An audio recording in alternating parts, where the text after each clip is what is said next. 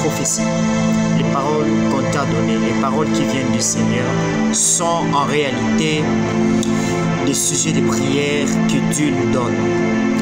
Bien-aimés, à chaque fois où nous voyons des paroles que Dieu a prononcées sur Israël, des paroles que Dieu a prononcées sur ces peuples-là, à chaque fois où ces paroles voulaient s'accomplir, à chaque fois où ça devrait s'accomplir, vous voyez que dans ces laps de temps d'accomplissement, ces quelques années d'avant, ces quelques mois d'avant, ces quelques jours d'avant, Dieu a toujours suscité une personne afin que cette personne-là puisse prier et intercéder.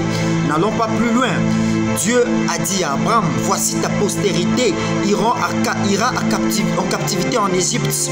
Et lorsque les 400 ans sont arrivés vers cette période-là, Dieu a suscité un homme, Moïse, pour que Moïse puisse intercéder. Moïse était l'intermédiaire. Moïse était comme la bouche de Dieu, le représentant de Dieu sur la terre. Donc Moïse était là pour intercéder, pour parler de la part de Dieu devant les hommes, pour parler des hommes à Dieu. Dieu a suscité non seulement Moïse lui-même, Dieu a suscité aussi Aaron. Je répète, les prophéties, l'accomplissement des prophéties dépend de nos prières. Ça dépend aussi de nos prières. Je prends une deuxième personne. Je prends la personne de Daniel. Daniel a découvert une parole prophétique, mais qui était une mauvaise parole, une mauvaise prophétie. C'était des paroles qui venaient de qui? Jérémie. À cette époque, Daniel était en captivité avec d'autres Israélites. En fait, la cause, c'était quoi? Les peuples avaient péché, les peuples étaient allés loin de l'Éternel. L'Éternel avait donné une parole. Les paroles de Dieu, ça se traduit même par prophétie. C'est ce que ces paroles-là, c'était des paroles de Jérémie. Jérémie avait dit que le peuple ira faire 70 ans en captivité. Mais dans la 69e année, Daniel a découvert les livres là, ces livres où étaient contenues ces prophéties-là.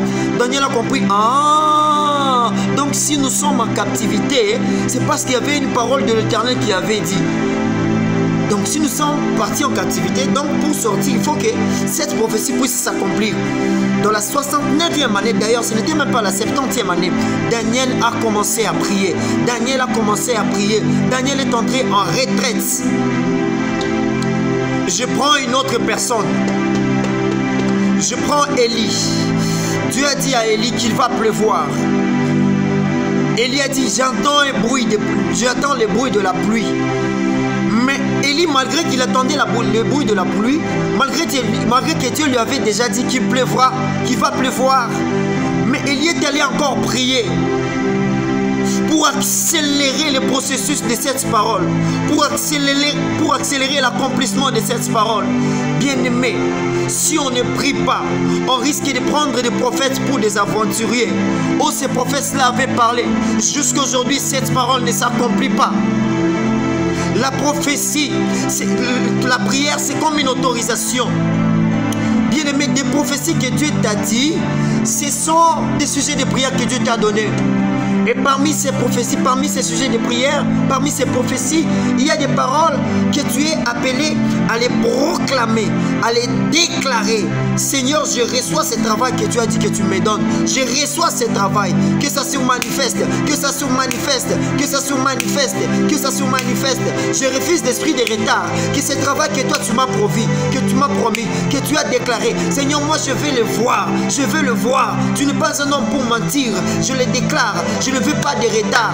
Lorsque cette date va arriver, au nom de Jésus, je vais voir cela. Je peux t'amener plus loin.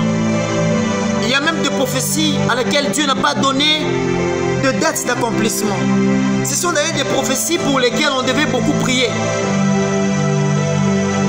D'ailleurs, même des prophéties où Dieu a donné la date d'accomplissement. Parce qu'on voit avec Daniel, la captivité devait aller jusqu'à 70 ans. Mais à la 69e année, un homme a découvert et il a commencé à prier. Il a fait un programme spécial, Daniel. Il a prié. Les 70 ans n'étaient pas encore totalisés. Et le peuple était sorti de la captivité. Et pour ta propre vie, tu peux te dire que ton pasteur est là, il prie pour toi. Les intercesseurs de ton église sont là, ils prient pour toi. Le pasteur, lui, il prie pour l'église. Le pasteur, lui, il prie pour le corps de Christ. Dans l'ensemble, il ne prie pas pour toi en particulier. C'est pour cela, Dieu se charge pour t'envoyer un prophète. Dieu se charge pour donner une parole prophétique dans la bouche du pasteur, dans la bouche de l'évangéliste, afin que toi-même tu prennes conscience de ta vie personnellement. Les intercesseurs, eux, ils prient pour l'église. Ils intercèdent pour l'église en général. Ils ne prient pas pour une personne en particulier. C'est rare. Dans la mesure où Dieu t'a déjà donné les orientations personnelles, évitons,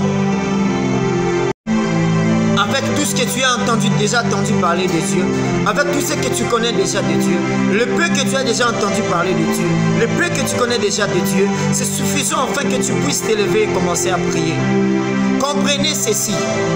Il y a un homme dans la Bible, Caleb, dans le partage de Canaan, lorsqu'on est en train de partager Canaan dans tous les tribus d'Israël, à Caleb on avait donné sur une portion de terre. Mais Caleb a remarqué que non, jusqu'aujourd'hui je n'ai pas ma portion de terre, je m'en vais mourir, je suis avancé en âge. Jusqu'à ce que Caleb a commencé à réclamer. Bien aimé, il y a des choses que Dieu nous a demandé dans la prière. Matthieu 7, demandez, on vous donnera. On a demandé, Dieu nous les a donnés. Partons chercher ça. Partons maintenant chercher et toquer dans la prière. Prends ça, approprie-toi ce que Dieu t'a donné. Récupère ce que Dieu t'a donné. Récupère les promotions que Dieu t'a données par prophétie. Récupère le voyage que Dieu t'a donné par prophétie. Récupère la promotion que Dieu t'a donnée par prophétie. Récupère les entreprises que Dieu t'a données par prophétie. Récupère-les. David savait que Dieu avait les projets de paix et de bonheur pour ses enfants.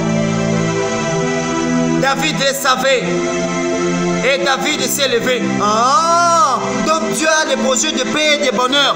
Il s'est levé, il a commencé à parler. C'est alors qu'on a écrit Psaume 23. Il a commencé à déclarer, puisque Dieu a les projets de paix et de bonheur pour ma vie, et dans ce monde, le monde n'a pas de projets de paix et de bonheur, moi je les déclare.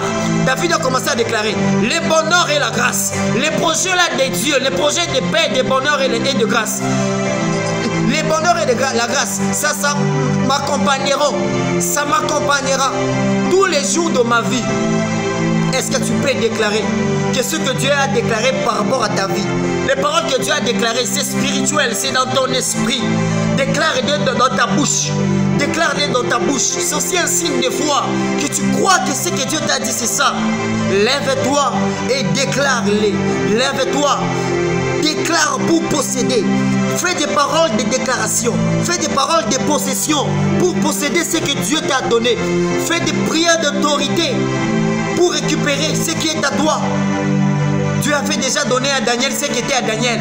Mais les princes de l'air, les esprits qui étaient là dans le deuxième ciel, dans l'air, ils ont bloqué l'exaucement de Daniel. Il y a nos prières qui sont bloquées. Nos exaucements, nos prophéties, l'accomplissement de ces prophéties, c'est bloqué quelque part.